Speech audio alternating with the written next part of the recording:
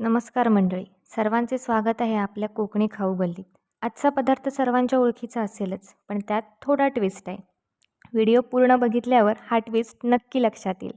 सर्वात आधी आले लसूण पेस्ट, कोथिंबीर, मिरची, खोबरे, कोकमाचे आगळ, हळद, घरगुती भंडारी मसाला, मीठ आणि बोंबील मिक्सरच्या भांड्यामध्ये ॲड करून यांची जाडसर पेस्ट तयार करून घेऊया. आता साफ केलेल्या पापलेटला मीठ लावून घेऊ. त्याचबरोबर थोडी हळद, भंडारी मसाला लावून आता या पापलेटला मध्यभागी चीर पाडून घेतली आहे. त्यात तयार बोंबलाची चटणी भरून घेऊया. त्याचबरोबर पापलेटला वरूनही ही चटणी दोन्ही बाजूनी नीट लावून घेऊया. आता हे पापलेट छान केळीच्या पानात गुंडाळून त्यावर कॉईल पेपर लावून घेऊया. मस्त चूल पेटवली आहे. त्यात पापलेट ठेवून दिले. कधी नव्हे ती चूल पटकन पेटली.